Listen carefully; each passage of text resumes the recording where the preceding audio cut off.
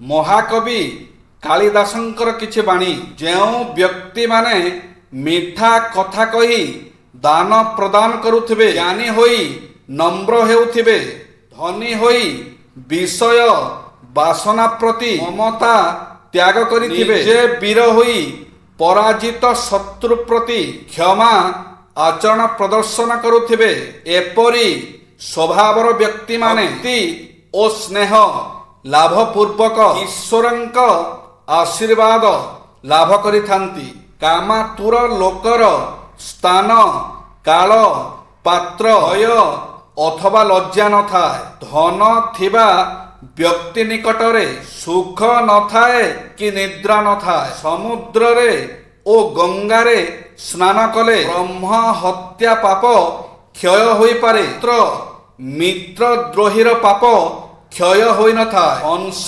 जेपरी पानी मिश्रित दुग्ध को पी देई पानी को छाड़ी दिए, सेहीपरि विज्ञ लोक माने हंस परि हेबा आवश्यक। दुष्ट लोक मानंकर कौनसी बंधु न थांती, मात्र दुष्ट लोक मानंकु उपकार नुहे अपकार द्वारा साधन करि पारिबे। एही मोर संसार रे मधुर वचन कहूथबा लोकर किए अबा शत्रु अछि। विद्या ठारू बळी धन नाही, लोभ ठारू बळी शत्रु नाही।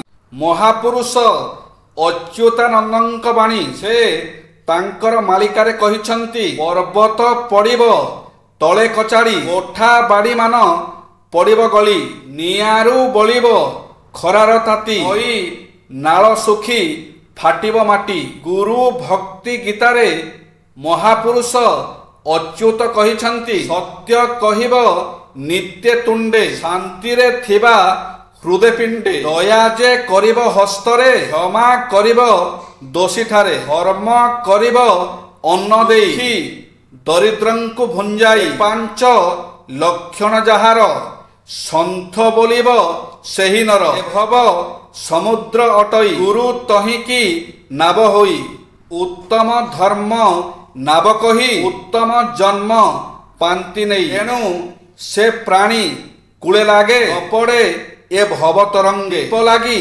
सर्व पाई सारे गुरु दीप होई। पुण्य संहितारे महापुरुष अच्युत कहिछंती, बहु पुण्य कले प्रकाश होई, दीपे घृत देले जेन्हे जळई, लिभिले जळई कि दीप बाबू, दिहुड़ी लगा संशय छाड़िबू, लिभि जाऊ पछे फुंकिण जाल, जाली निमित्त नाश तत्काल।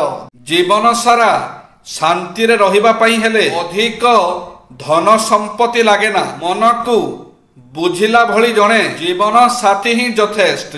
दुर्भिक्ष समय रे विदेश रे निर्जन स्थान रे अत्यंत पीड़ितावस्था रे नीच जातिर कौनसी व्यक्तिर अन्न ग्रहण कले दोष हुए नाही। जय श्री जगन्नाथ।